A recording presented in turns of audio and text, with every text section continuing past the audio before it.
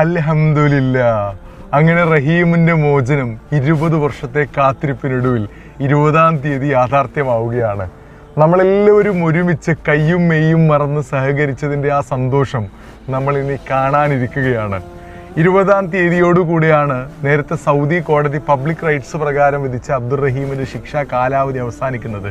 ഇൻഷാ അല്ലാഹ് അന്ന് തന്നെ നാട്ടിലേക്ക് എക്സിറ്റ് അടിക്കാനും മറ്റു നടപടിക്രമങ്ങളൊക്കെ പൂർത്തിയാക്കാൻ സാധിക്കുമെങ്കിൽ 20-ാം തീയതി തന്നെ അദ്ദേഹം നാട്ടിലേക്ക് എത്തും.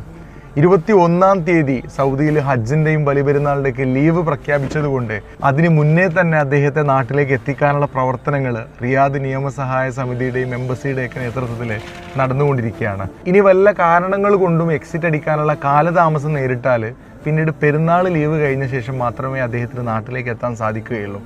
പല ന്യൂസ് ചാനലുകളിലും 20-ാം തീയതി തന്നെ റഹീം നാട്ടിലേക്ക് എത്തുമെന്ന വാർത്ത കണ്ടിരുന്നു.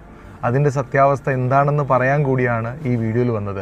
ഏതായാലും എല്ലാം എളുപ്പത്തിലായി പെരുന്നാളിന് മുന്നേ തന്നെ അദ്ദേഹത്തിന് വീട്ടിലേക്ക് എത്താൻ നമ്മുടെയൊക്കെ പ്രാർത്ഥനകളിൽ ഉൾപ്പെടുത്തണം. ആ ഉമ്മയുടെയും കുടുംബത്തിൻ്റെയും 20 വർഷത്തെ കണ്ണീരോടെയുള്ള കാത്തിരിപ്പിന് ഇനി ദിവസങ്ങളുടെ അകലം മാത്രമേ ഉള്ളൂ.